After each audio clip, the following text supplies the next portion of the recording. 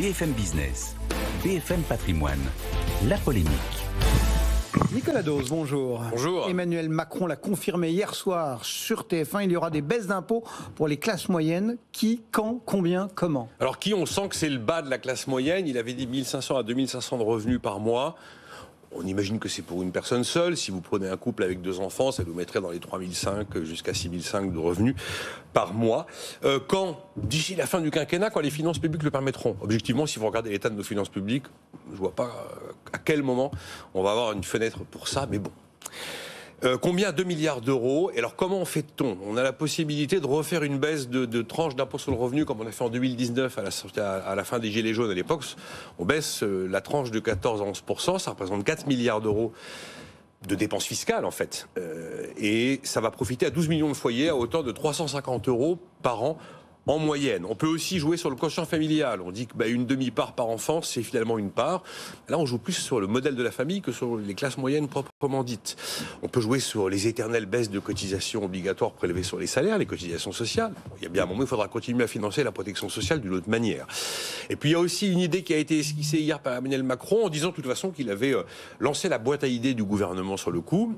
C'est d'utiliser la prime d'activité et de modifier la courbe de lissage de la dégressivité de la prime d'activité en fonction de l'augmentation des revenus. Cette prime d'activité, on la touche, alors c'est là où elle est la plus basse, mais on la touche jusqu'à 1,5 SMIC aujourd'hui, ce qui représente 2000 euros 29 net par mois. Après, il a mis en avant, mais enfin ça, ce ne sont pas des mesures de baisse d'impôt vraiment. La prime de la valeur, prime de partage de la valeur, elle exprime Macron qui jusqu'à 6 000 euros. Et puis, ce que va donner la loi qui doit retranscrire l'accord national interprofessionnel sur le partage de la valeur. Mais les vraies décisions purement fiscales, on pense que c'est plutôt l'impôt sur le revenu ou alors des baisses de cotisations, très franchement. Mais on a encore les moyens de tout ça? Non, bien sûr qu'on n'a plus les moyens. Vous prenez... Fitch ne nous a pas dégradé pour rien. Vous avez une note de la Banque de France hier qui constate quand même qu'on est les pires élèves avec l'Espagne de l'Europe en matière de non-désendettement public et non-désendettement privé. Ça fait quoi, 3-4 fois que François Villeroy de Galhau pour la Banque de France dit on ne peut plus se permettre de baisser les impôts sans les financer.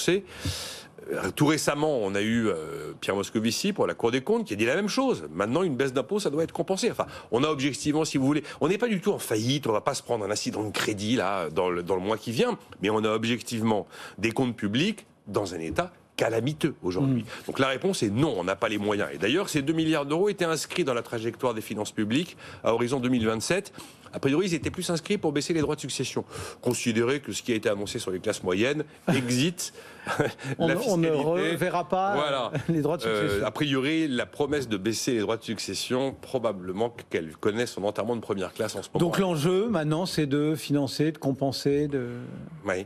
Voilà, il faut compenser, financer les baisses d'impôts. Alors, on a une grande détermination politique portée par Bruno Le Maire depuis maintenant quelques semaines. 7 milliards d'économies en 2024. Je tords le bras de tous les ministères. Ils me trouvent tous 5% d'économies, hors masse salariale. Donc, vraiment là... moi, je vois, si vous voulez, ce qu'on a toujours annoncé, ce qu'on n'a jamais réalisé. C'est-à-dire que quand on parle de réforme de l'État, de reprise en main des finances publiques, on connaît le nom des programmes. Ça s'appelle RGPP, sous Nicolas Sarkozy. Ça s'appelle MAP. Modernisation de l'action publique sous François Hollande, ça s'appelle CAP 2022 sous Emmanuel Macron. Vous vous souvenez tous du nom des programmes, vous aurez beaucoup plus de mal à vous souvenir de ce qu'ils ont apporté. Objectivement, il y avait eu un petit effet positif sur les effectifs de la fonction publique sous Nicolas Sarkozy. Du coup, il faut effectivement compenser, il faut effectivement financer. Eh bien, il y a des petites idées de recettes nouvelles qui circulent. Donc, parmi les idées de recettes nouvelles, l'idée qu'on pourrait imposer un reste à charge, pas négligeable, sur l'usage du compte personnel de formation. Et puis on a constaté aussi que la facture des remboursements d'arrêt maladie a considérablement augmenté. Donc on pourrait agir aussi sur la façon dont les indemnités journalières de l'assurance maladie sont versées. Donc voilà, je crains malheureusement qu'on ait une petite case fiscale ou une dépense fiscale qui ne dit pas son nom pour financer des baisses d'impôts promises par Emmanuel Macron. Mais on n'a pas la date encore une fois.